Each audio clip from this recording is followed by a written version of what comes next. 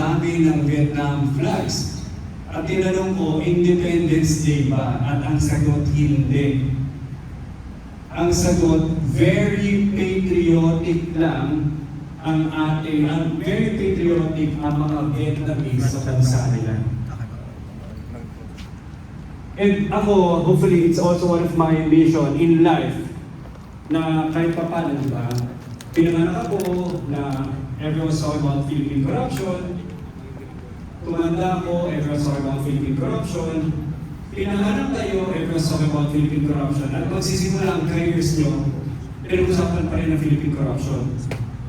Pag tingnan natin ang ranking ng Philippines sa buong mundo, actually huwag na buong mundo, Southeast Asia na lang, magkakapit bahay. Tayo nasa pinakababa. Diba? And kailan natin ito maayos? Sa usod sa utak nyo, hindi na natin ayusin yan. Aalis na lang ako dito, maghanap ako ng AFAM. At aaranin ko yung lingwahe nila. At mag-iba ako ng visa ng nationality at passport. At magpapakayasok ako ng sobrang tindi, papakulay ko ng buhok. At wala na makakapagsabi na galing ako Philippines. Di ba? Ang plano ngayon, kalimutan ang Pilipinas. Tama? Tama? Well, unfortunately, whether you like it or not, and even speaking the Tagalog language, pag pumupunta ka ibang bansa, no matter how much I try, ang hirap mag-English kasi it's not my first language. At least kung nagsasalita ka ng Tagalog, nakaugat na sa akin yung kulturang Pinoy, mentalidad ng Pinoy, history ng Pinoy, nakaraan ng Pinoy, at wala nang magagawa. Diyan yung pinanganak ko. So dalawa ng choice ko. Subukan ba nating baguhin in any way, shape, or form? O kalimutan natin? And that's why Philippines is very important. Pag pumupunta ako sa Dubai, no choice. Pag tinanong, where are you from? Walang ibang choice. Kundi sabihin, Philippines. Tama? Tama? Wala kang magagawa kundi sabihin na taga-Pilipinas ka. School, pwede mo pang palitan, aral ka rin sa pang school, mapapalitan mo yung school kung saan ka nagaling. Apelido, kaya mo apelido, di ba yung mga girls may pag-asa pa? Pero when it comes to the passport, kung ano nakasulat, at pag tinanong, where are you from? Philippines. At doon ko na-feel sa ibang bansa, hindi ko kaya ikutan at taguan kung saan ako galing. Doon ko talaga na-realize, kailangan ko harapin kung saan talaga ako galing. So, Philippines. I'd like to emphasize a little bit more. Philippines is very important, guys. Lalo sa inyo. Marami sa atin, talaga natin naririnig, magaling ang Filipino, magaling ang Filipino, magaling ang Filipino. Pero when we look at the GDP, the government, and the overall performance, sasabihin, nasa yung magaling? But sinasabi nila magaling, pero pag nakikita natin yung stats, yung results, nasa yung magaling? At gusto ko sabihin ulit, hindi mo una yung galing ng Pilipinas hanggat hindi naniniwala ang mga Filipino sa magagaling sila. Ulitin kayo, malulupit kayo. Malulupit kayo. Ang tanong na lang, nasa ng programa? Tama? Nasa ng programa? Nasa ng community? Nasa ng opportunities? Kasi ang Filipino, aggressive. Aggressive. Pag nakita ng opportunity, talagang hunting nila yan. Dahil matagal na tayong gutom. Kasi di ba yung kasabihan, huwag mo na akong takutin, matagal na akong takot. Sa Filipino naman, huwag mo na akong sabihan ng opportunity. Nasaan yan? Kasi matagal na akong gutom. So hopefully, by just focusing on Philippines, we have so many plans in terms of like highlighting your skills with the local market sa mga connections sa amin kung kaya. Later on, with the international market, maraming nagagana sa Filipinos. I've spoken with a lot of international partners. Ayaw sabihin foreigners kasi pag nasa ibang bansa ako yung foreigner eh. Foreign na Filipino eh. Pag nasa Dubai ako, ang tawag pa rin ng mga Pinoy, sa puti, foreigner. Eh di ba ang foreigner tayo? Eh Filipino ang tayo sa Dubai eh. Pero ang Pinoy, basta nakita ng puti, kahit sa iyo tayo, ang tawag din nila sa puti, foreigner. Anyway, ba't ko sinasabi yun? Marami ako na-meet na international partners. And they've heard about Filipino loyalty, Filipino skills, saka Filipino as hardworking workforce. Totoo yun.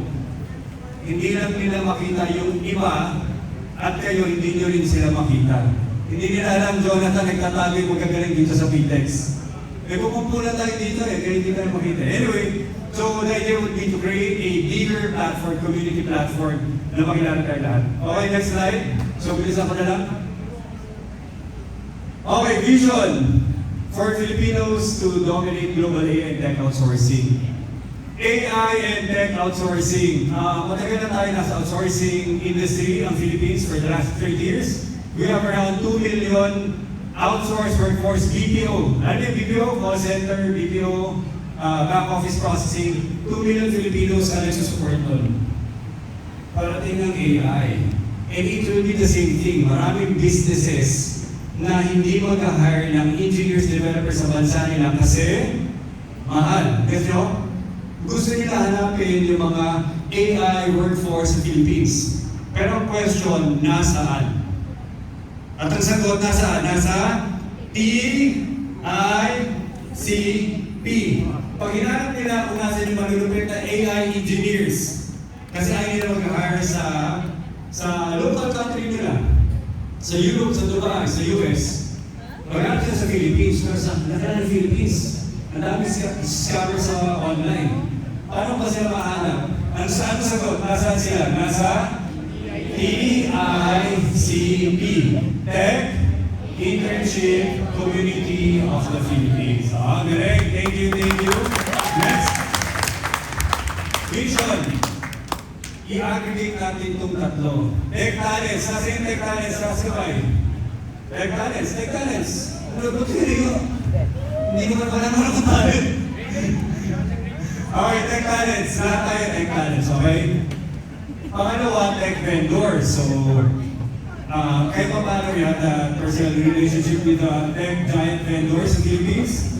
Namita natin mga Byte Plus, TikTok, AWS, Alibaba, obviously PLDT, Smart, Globe, lahat ng mga tech giants dito sa Philippines, both international and local, kilala natin.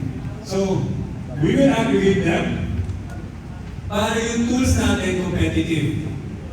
Gets nyo? Para updated lahat. And then that would be opportunities. Kasi, kung andito yung talent, familiar sa tools, updated sa tools, that would be, nasa yung opportunity para magamit natin itong dalawa doon sa opportunities. So we will aggregate all of them. So as simple as that. Next slide. Current program, so we have ongoing internships with SP Madrid. Tapos sa 3 years, nasa yung opportunity ba SP Madrid lang? Nasaan ba? Bakit interview ba SP Madrid? Gusto ko iba pa. Natin sagot na doon. Sorry po, nagsisimula pa lang kami. I'm trying to prove the model of batch 1 to batch 7. At ang pinakamadali mo convincing sarili natin kumpanya. Gets niyo? So, palakpakan naman natin si Jonathan at si Julius sa Askamay. Head of Product and Innovation, Jonathan and Julius. Huwag niyo pansin si Jonathan pa, bata sa dulo. Si Julius, pa rin yung anong sa'yo ni Julius? Kaya. Si Julius pala, our tech lead, head of all the tech R&D. Tsaka, hindi ko memorize kung ano yung job role nila, pero they basically oversee all the projects and make sure that everything's aligned and properly structured. Si Jonathan naman, heads all the innovation from the tech side papunta to sa operation side and making sure that we're able to monetize it. We're able to be more productive with all the investment doing on the R&D side. And yun lang yung kaya natin i-offer. Alam niyo ba nag-start ang internship ng SP Madrid 20, tapos hirap na hirap ako sa 20 kasi alam namin cost to. Tapos umabot ng 50. Nung last na nag-tech internship day kami, para nag-usap kami, Jonathan, baka kaya mo pahanapan ng posisyon yung maraming interns. And just for the last batch, ilan yung total tech interns natin na pinwersa na kita? Umabot tayo ng 200 tech internship positions. Palakpakan naman natin yung team nila. Kasi kung wala yun, at at hindi namin siya ma-afford and we can't make it sustainable, we have to reject a lot of tech talents. Marami pa nag-a-apply. Unfortunately, we have very limited slots. That's why, hopefully, itong internships, once we do more social media outreach, once we reach more companies, pwedeng iba pang companies makuha tayo ng internship program. Pangalawa, networking nights. Ito na po yun, networking night. Pero nagkaroon lang ng TICP Launching Day. In some other days, talagang networking night. Punta kayo, kwentuhan, music, we'll try to provide food kung nakuha tayo sponsorship. Tapos build your network during networking nights. Not only in with TICP dito sa PTEX, pero in some events later on. Third would be training certifications. Once na magkaroon pa kami ng formal training programs, like AWS, all the other vendors sa cybersecurity rin, di ba? Marami din tayo mga partnership doon. AI, definitely. Pwede tayo mag-create pa ng better training certification. Tapos, kasama sa training certification, siguro mga hackathons. Last would be job opportunities. So we hired a lot coming from TICP, that's one.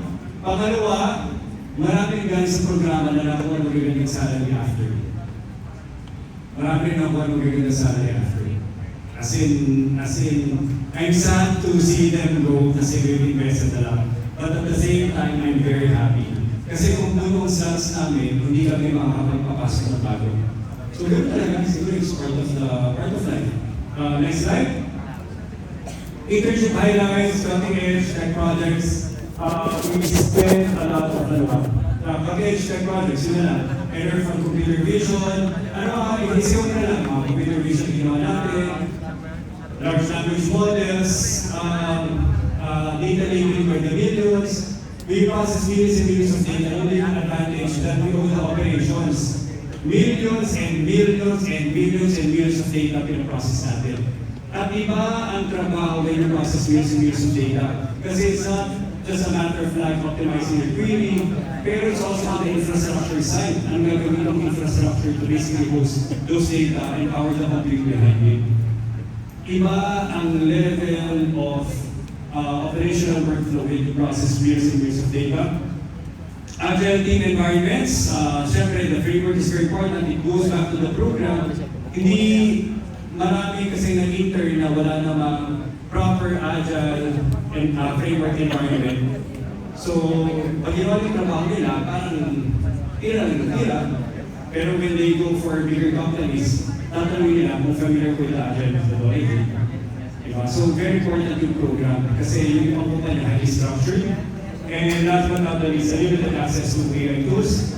We spend a lot of tokens, mahal ang AI, as in mahal ang AI. So, we really have to mindset and convince ourselves na gumastos ng malaki para na maka-over-deliver yung mga tao sa trabaho nila. Iba na ang future natin na AI-heavy ang trabaho. Next slide. Non-tech interns, I'm not sure if you have, may mga non-tech attendees ba tayo non-tech dito? Non-tech, wala ba tech related? O nahiya na magtaas kamay? Anyway, I'll mention, we plan to launch TICP for non-tech kung mga gusto mag-transition, mag-shift ng career from non-tech to tech. And not everything's about programming, coding. Akala nila palagi nalang puro programming, coding, lumipat ka sa tech.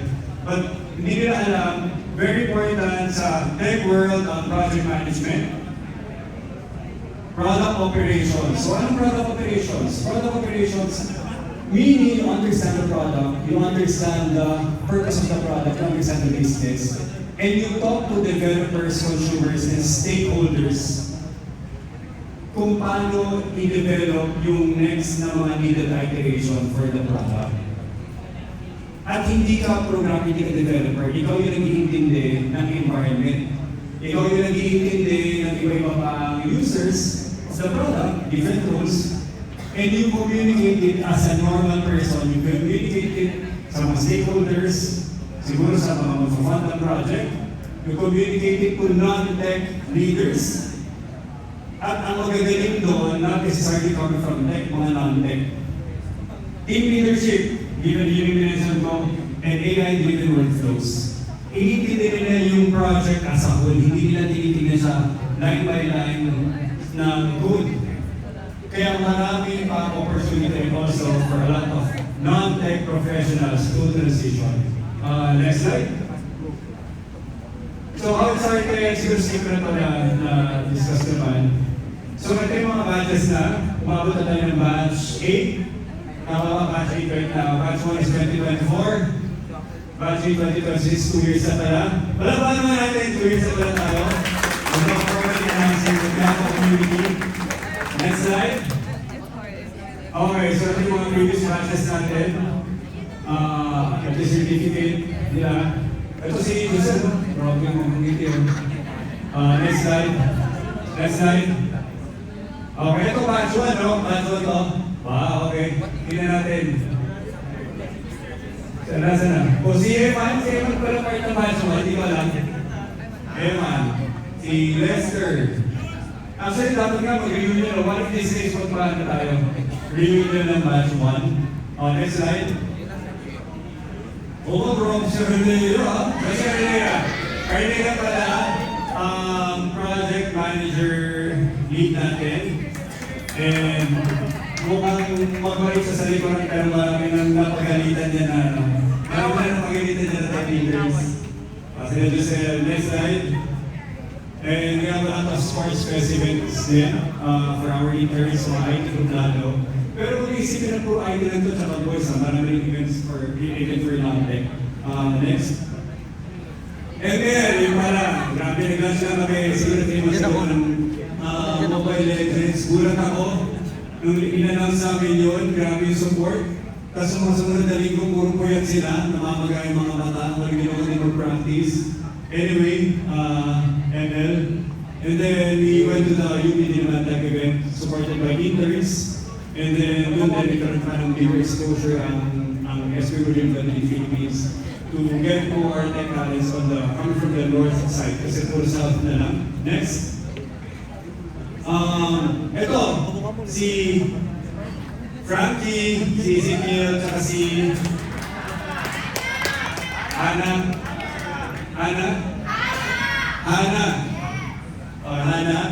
Yung isang thesis sa Ateneo, sila yung nag-develop ng project. Yung mga taga-Ateneo, sila yung nasa business workflow side. Sila yung kumpong sa tamang kliyente. Pero yung pagpupok na pag-build ng system, silang tatlo yung nag-lead. So, very proud ako. Pumunta rin sila sa Ateneo mismo to become part of the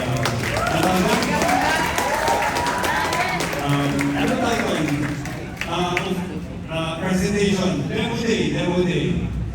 Yan, tapos kumain din sila. Si Ryan na lang nakikain kasi sobrang pagkain. So, sumama sila. Next.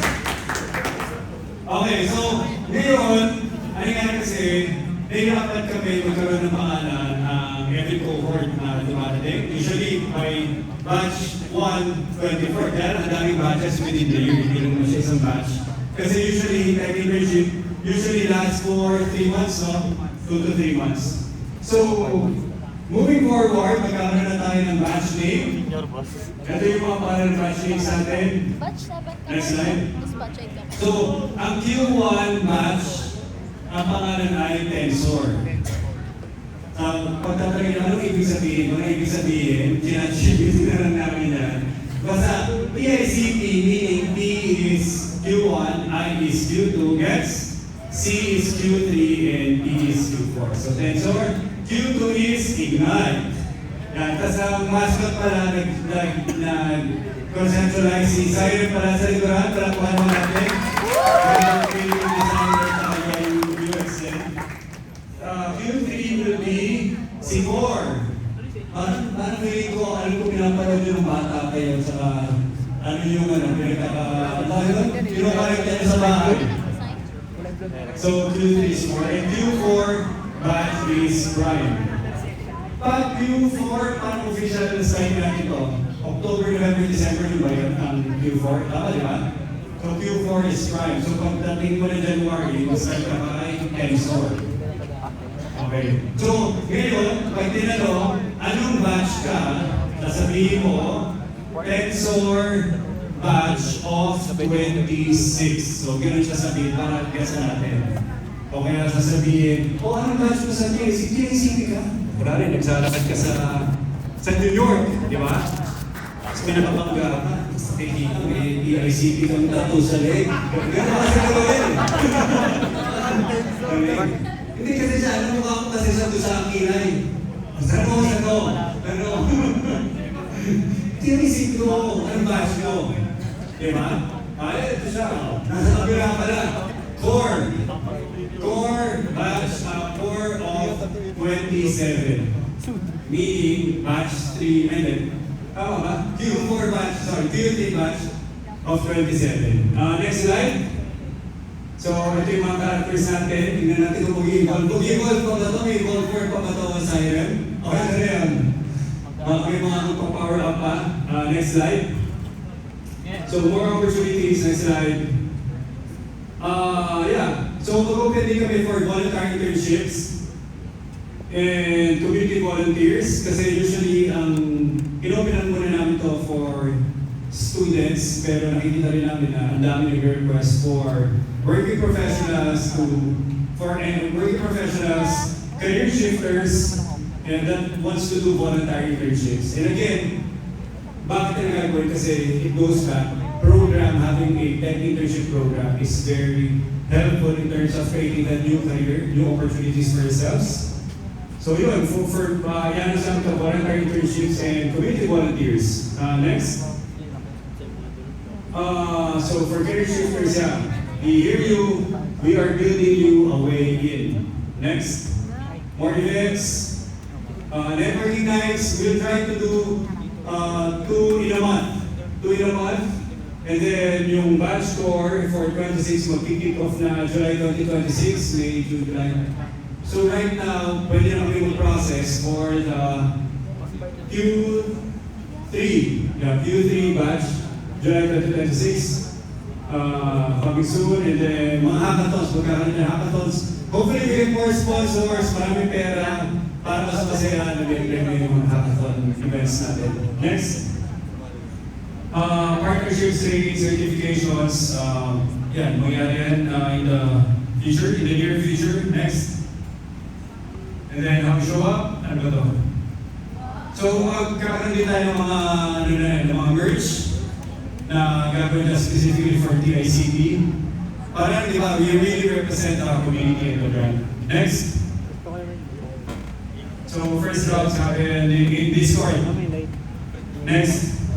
Okay, so magkakaroon na rin tayo ng Discord group and we need a lot of support. Again, this is a community. Huwag po natin tignan na parang employer, hindi po ganun na setup natin. We're trying to make it a community. Naniniwala ako later on, in the near future, ang tutulong sa inyo hindi kami. Ang tutulong sa inyo yung mga taong na-meet nyo sa TICT. Yes, if you need work, if you need support, if you need help, if you need assistance, kung very strong ang community natin at naniniwala tayo sa community spirit, makakuha tayo ng tulong within the TICT community, redundant siya. So, ilalunch namin yung Discord, pero make sure when you join Discord, paano ba natin i-connection? Kasi ayaw din namin siya randomly na lahat pumapasok sa Discord. So siguro we'll create 2 groups. One would be the public group and another would be the actual TICT attendees. Not only na yung interns natin. Pag nag-attend kayo regularly, even though you're not part of the tech interns ng SP Madrid, we will make you part of the parang VIP community. Kasi importante rin na magkakakilala tayo. Rather than we have a lot of random people na hindi rin natin alam kung yung real intention nila for joining. Exclusive events. So right now, this is Discord already. So iwan ko na i-code nyo na naman ko din and leave this here. Puntahan nyo na namin na lang kayo mamaya to basically scan it, join the Discord community, tapos we'll try to do more events on Discord. So we'll try to do weekly sa Discord, Sean. We'll try to do weekly sa Discord. Tapos meron tayong networking night dito sa TITX. And gusto ko lang ito i-highlight guys, if you'll allow me. mismong buksan natin itong events place is already a cost. It's a very expensive cost. Mismong buksan lang ito. Diba? Kasi this is basically being rented out also to other siguro part of the entire complex. Beyond the events place, pero it should be a functional asset, hindi po siya parang cost lang. So every time we use this for networking night, may gastos na po siya. Diba? And then we have a lot of people supporting the program, the networking night, gastos po siya ulit. Siyempre, patatapuin natin itong mga ilaw, gastos po siya ulit. And then, pinagpipilit na namin magkasa talaga sa budget na magkaroon pa tayo ng free food for the event na gastos ulit. And mabigat na mabigat po siya. And hopefully, cross fingers na siguro marinig din ng ibang sponsors, ibang companies na may ganito tayong movement. And guys, walang naniniwala sa movement namin kung hindi rin kayo naniniwala. Tama ba? So, I'm trying to maintain this as much as I can for the last 2 years. Pinipilit ko sila, Jonathan, to always provide job opportunities after the tech internship. Kinakonvince ko talaga yung mga previous batches to provide support even after work for the community kasi galing din sila sa TICP. Pero until now, the community, I'll tell you the reality, can easily die. Can easily die kasi nagsusustain lang nito pera. At pera lang ng kumpanya. And it requires a lot of mindsetting for myself and for the company to support you. So yun po ang hingi ko rin sa inyo, lalo na yung mga current interest natin ngayon. Kung matulungan namin kayo with your career, sana any form of giving back, ang hiningi lang po namin, masupport na rin yung community para wag lang huwag lang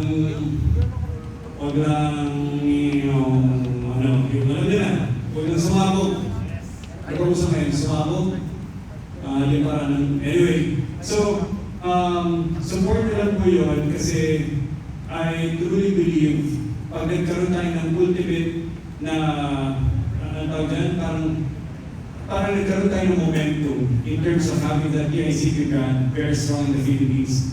Kayo just by being a TICP member, I feel magiging well-branded din kayo in the marketplace. Pag nag-apply kayo sa trabaho, alam na kayo from the TICP program, kasi mavalidate din sa TICP, kasi matutulungan ko sa kayo in terms of having that branding.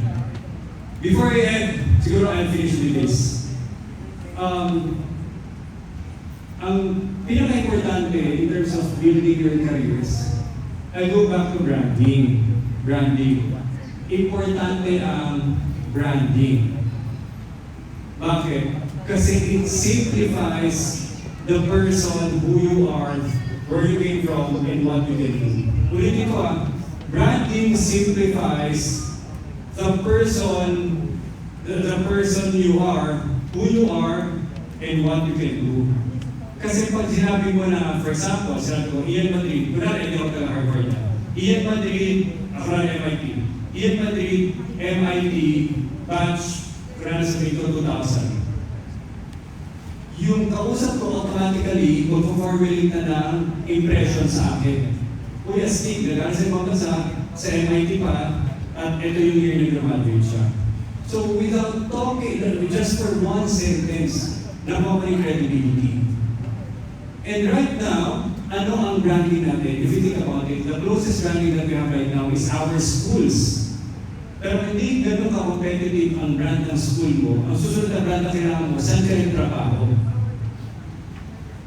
Pero kung wala ka pang trabaho, o kaya may trabaho ka, pero yung pangalan ng company hindi rin kakilala, hindi mo rin ma-explain. Sasabihin yung school mo, hindi kilala. Sasabihin mo yung company kung saan nagtatrabaho, hindi kilala. So ngayon, kailangan mo ng mahabang explanation para mapatunayan, para mabuild yung credibility mo. Eh paano kung mabilisan ng usapan? Paano kung nag-networking ka lang? Paano kung mabilis ka lang i-introduce? Yung kausap mo wala namang 10 minutes para itindihin yung MMK ng buhay mo. Tama? Hindi naman siya uupo na matagal doon at pakikinggan ka. So branding is very important. And kahit pa paano, being at the starting point, pioneer stage ng TICP, pwede sabihin at the start of TICT batch 24, nandun na ako, wala pa silang mga natayan character names for every order.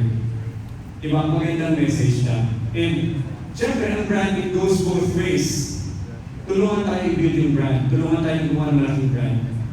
Not only for, actually, not really for us, it's really for you guys. Okay, it goes back TICE.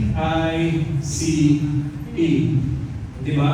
We want to make a name in the biggest industry on the planet, tech.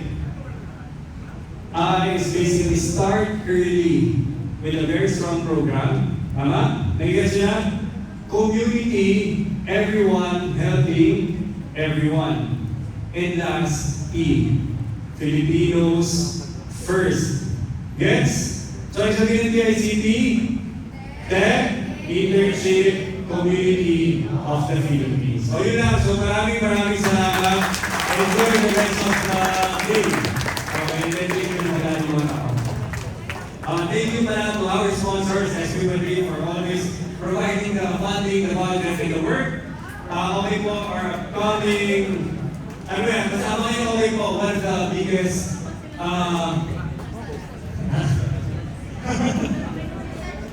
kaya marami kang pinipot sa okay po. So, okay po will be your AI presence for social media 24/7. AWS for providing the last minute financial support para magkaroon tayo ng foods for today. And that would be TechSend. So it will be the tech umbrella of SB Madrid. For all the tech workforce, it will be under the tech company, which is TechSend. So exciting ako. But guys, by the way, kung hindi niyo ako nakausap, approachable ako marami sa inyo media. Lapit na kayo sa akin, mag-LinkedIn tayo, kausapin niyo ako. Lalo rin mga guys natin for today, kayo ang support natin gusto kong mag-eat. Maraming palang salamat dun sa mga nagpunta today, lalo rin mga mag-isa. Hindi po madali magpunta sa networking event. Mag-isa? Ano pa? Sino pa mga shoutout natin? Oy, wow! Okay, so meron din tayo mga technical sa Pangasinan. Nasaan? One.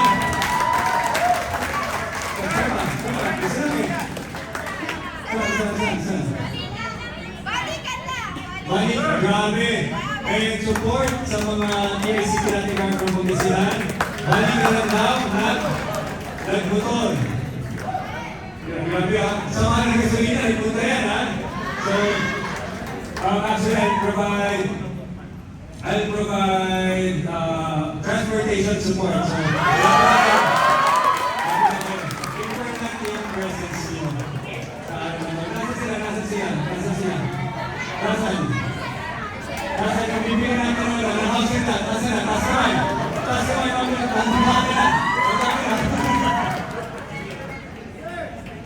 Ano ba? Shout out. Pagod ka, kasama ka. Gusto mo sumalig ka doon, ha? Sino pa mga support? And then we have managers coming from SB Madrid Operations and support for today. Sana? Sila Jonathan, sila Julius, sila Loida, tayo specialist group na nasa likuran. Okay, wala na talaga sa gagawin kung mga content na yung mga yan. Sino pa?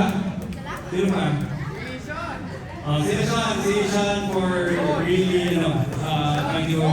Sean, Sonj, si Cyrem, si Kent, no? Sino pa? Ayun, yun lang. So, today, ito pala, so networking, sorry, gusto ko nag-highlight pala yung networking natin. Nung nagpunta ako sa New York, ito, a little bit of konting story lang. Nagpunta ako New York recently, at wala akong kakilala ni isa. At wala akong balak mag-stay lang sa condo araw-araw. I really want to make the most kung nasan ako. At sasabihin ko sa inyo, bakit very powerful ang networking. Gusto niyo malaman kung bakit siya very powerful? Okay. Magkaiba ang connection na magagawa niyo sa online. At sa panahon ngayon, marami kang mamimit online. Tama? Tama? Patulad na sila Fiona, gabi-gabi, ang daming binimit online ng mga iba-ibang lahi. Tama ba? So, ibang quality ang mabibuild nyo na relationship sa online. At iba yung quality na mabibuild nyo na relationship sa real world na kinonect nyo ulit sa online. Magkaiba yun. Magkaiba yun. Anybody can meet anybody online at ka lang. Pero it doesn't mean anything. Pero yung mismo pumupunta ka sa event at nag-usap kayo na sandali at kinonect mo sa LinkedIn, hindi mo makakalimutan yun for the rest of your lives. Tapos, pag message ka niya, uy, may question ako pinili ko sa isang TICP event, yung first event na in-announce niya, naalala ko, kilala kita. May question naman ako, baka may kakilala ka, blah, blah, blah. Very powerful ang connection later on. Pag nakita kayo in the real world, tapos kinonect online. Kaya, habang nandito kayo, make the most of it. Ikot kayo, ilabas yung LinkedIn nyo. Lahat pa kayo nag-LinkedIn na kayo paano? May LinkedIn na? So very important ang LinkedIn. Natutunan ko lang yung LinkedIn nung nasa New York ako. Hindi sila nag-Facebook, hindi sila nag-TikTok. Mukha kong weird kung i-add mo siya sa Instagram, baka ipapapakay mo. Sa LinkedIn, nag-add kami sa isa't isa. At doon kami magme-message, at doon kami nag-zoom appointment pa. Sobrang astig. At ito yun, mas matanda ako sa inyo ng di habang. Kayo, you have your lives ahead of you. Hindi nyo alam na ang pinaka-powerful opportunities na mangyayari sa buhay nyo galing sa networking. Hindi sa talino nyo, galing sa networking. Last example, sino kilala si Steve Ballmer? Steve Ballmer. Sino kilala? Steve Ballmer, try lang. Si Julius kilala, dalating din eh. Steve Ballmer. Julius, sino si Steve Ballmer? Ay, hindi mo marinig. Basta owner ng Clippers. Owner ng Clippers. Si Steve Ballmer ang pinamayaman na owner ng NBA team. Kung si Mark Cuban, siguro mga 6 billion, may mga owners na 1 billion, 2 billion. Pinakamayaman na owner na doon, siguro 18 billion. I forgot, siguro yung owner ng Cleveland Cavaliers. So sila 2 billion, 1 billion, 5 billion, 6 billion. Tapos ang mga matataas na doon, 18 billion. Steve Ballmer is 50 billion ang net worth. At tanongin niyo ako, paano siya yumaman? Tanongin niyo ako, paano yumaman si Steve Ballmer sa tingin niyo? Matalino kaya siya? Matalino kaya siya? Tingin niyo, kung galing negosyante? Sa tingin ba? Kasi kung matalino lang, bakit yung mga valedictorian natin hindi bilyonario? Bakit yung matalino ay ba? Sobrang yaman ni Steve Ballmer. Bakit yan? Ha? Connection, sino kakonekta niya? Sige, connection. So, sabi ni Eric. Ngayon, sino ang connection ni Eric? Ano sino? Nung nag-aaral siya sa college, may roommate siya. At yung roommate na yun, pwede naman siya nagkaroon ng ibang roommates, di ba? Yung roommate na nakasama niya sa kwarto ay si Bill Gates lang naman. So, nung binubuo ni Bill Gates yung Microsoft, at nung umalis na siya sa, kasi nag-college dropout siya, 1 year lang ata siya. Imagine, wala na siya naging kaibigan sa college, except yung dormit niya. At nung nag-take off ang Microsoft, kasama si Steve Ballmer. And majority ng shares ng Microsoft is Steve Ballmer, kaya siya may 50 billion. Dahil nagkataon lang nandun siya at that point in time sa loob ng kwarto kung saan din nag-dorm si Bill Gates. What's my point? Kung hindi niya kakilala, hindi siya nagsucceed. Tama? Tama? That's why you never know. Ulitin natin ito. You never know. You never know. Ulitin natin. You never know. The people you meet today will become valuable contacts in the future. You never know the people you meet. You never know the people you meet today will become valuable contacts in the future. At itong mga contacts na to, hindi nyo ito mabubuo online. Marami na nagsabi na marami kang mamimit online, totoo. Pero yung mga relationship na yun, sobrang superficial. True connections, true relationships are built face-to-face. Pag ang tao, kunwari ito si Eric, tinamayan mo, at nagpakilala ka, taga sa Eric? Anong school? PUP, Technological University of the Philippines, Manila. Okay, and then may jowa? Meron po. Okay, tapos sumama loob ko, di ba? O, hindi mo rin siya makakalimutan. But anyway, so, as simple as that, as magkwentuhan ng, hindi, no need to overcomplicate, hindi kailangan patalinuhan, hindi kailangan palaliman ng alam sa coding, sa progressive development. Maging totoong tao lang kayo. Gets nyo? Connect with each other, add with each other sa LinkedIn, tapos mag-hi hello kayo sa LinkedIn naman. Huwag lang i-add, hi hello kayo. And naniniwala ko, ang future ng TICT, hindi yan mga tao na mga pinaka-mayayaman sa Pilipinas. Hindi yan mga tao na mga pinaka-matatalino sa Pilipinas. Ang importante, tayong community ng pinaka-united na community sa Pilipinas. Tama ba? Okay lang, so maraming salamat, thank you. Enjoy the rest of the day sa networking. Okay? So maraming salamat, thank you. DJ, please